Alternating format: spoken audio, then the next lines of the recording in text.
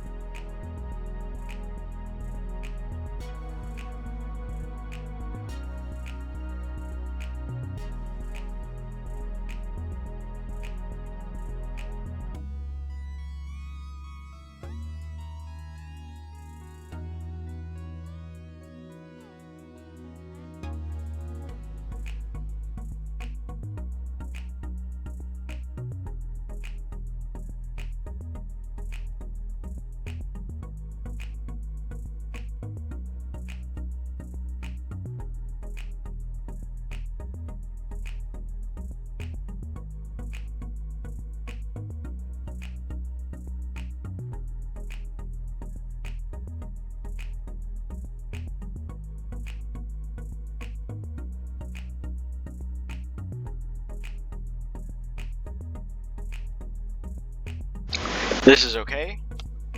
And one thing we can do to make sure the faces don't intersect with each other is we'll scale this along the z-axis as well. So we'll press S and Z, and we'll just drag this up until it's a little bit ballooned up. Now we'll go back into our edit mode to make sure that didn't cause any problems, and we can see that all of our faces are relatively normal as per our remesh tool. So now we can go back into sculpt mode, and we can use our smooth tool, and you can see that now the smooth tool works far better. And when we drag it along our face, you can see it really makes it a lot smoother and a lot more appealing to the eye. It's a lot harder to tell where those faces are visually, and it just all around makes the shape a lot nicer looking. If we go into our tool, we can set the radius a little bit up. With a smooth tool, you'll always want your radius a little bit bigger than smaller, and you want your normal radius to be a little bit always a little bit smaller. What this does is it always covers a larger area, but it doesn't do more than you'd like. Now, as you can see there,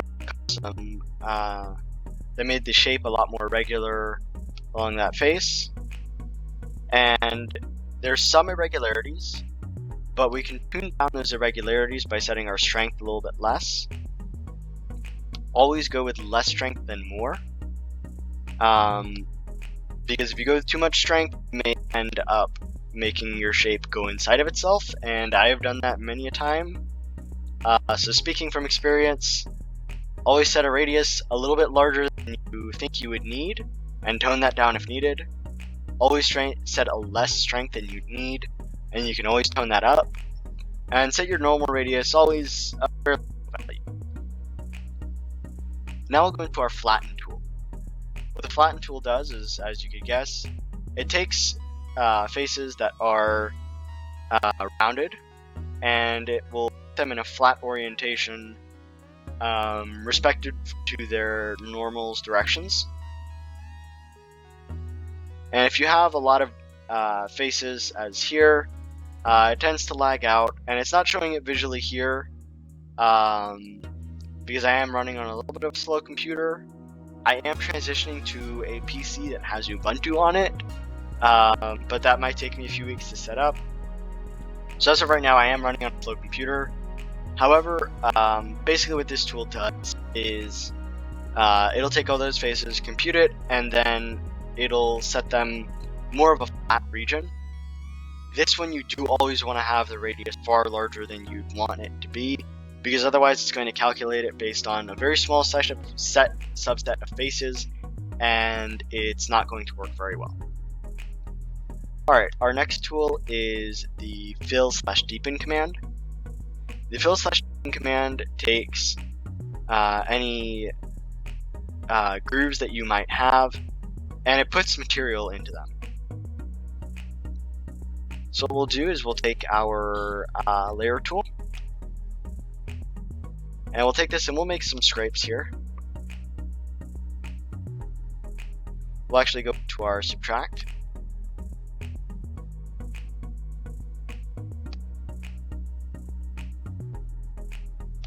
and we'll make some scrapes.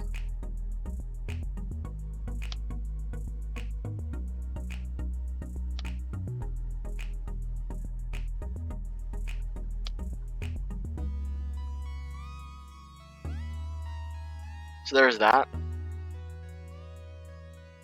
And you can see that there are spaces there that are not as smooth as we'd like them.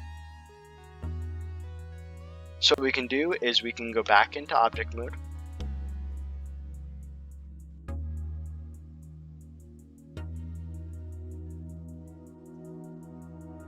And we'll do another set of remeshing.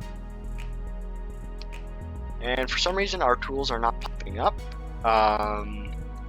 Again, Blender's new UI is a little bit tricky, but I am getting the hang of it, so bear with me. And there we go. Okay, so this section here opens up that toolbar. Updates are always quite annoying softwares like this, so I do apologize for some of the irregularities in my videos. I am not able to control that. We'll add a modifier, and we'll go into remesh,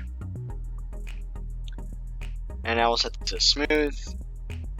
We'll set our octree depth again to 5, and we'll click apply.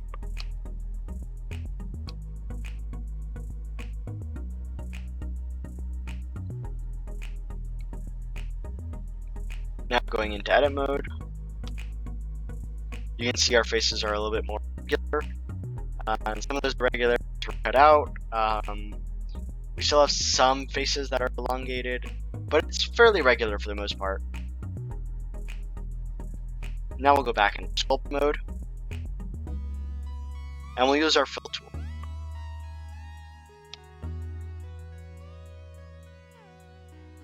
This, what we'll do, we'll open up the toolbar here. We'll start adding some material inside of here. You can see that lifts those faces up a little bit, and it starts to fill in some of these edges. This is better if you're doing some very deep crevices, such as this. You might be tempted to use the smooth tool to smooth out these edges. I really would highly recommend using the fill/deepen tool, as it does a much better job of filling in kind of very segmented walls, whereas the smooth tool does a much better job of rounding out irregularly rounded faces. With that, there is a deepen section to it, but as I've seen, it's not very effective, and really you should use either the layer tool or the scrape tool, which we're going to show right now. So what the scrape tool does is, as you would have guessed, it takes a section and it scrapes something out of it. So the strength for this, you always want to set a little bit high, because the tool itself actually doesn't do very much. I really find myself using the layer tool much more than the scrape tool, but basically what this does is it takes the material and scrapes it out of it. You also have peaks, which does essentially the opposite. Again, layers is a lot more efficient for that, at least in my experience. So there's that. In my next Blender tutorial, I'll be covering these tools in yellow, or at least as many of them as I can in about 15 minutes. But thank y'all for watching. I'm really happy that my channel is starting to grow, and I'm really happy that people are watching my videos. So remember to like and subscribe, and meet me in the next video.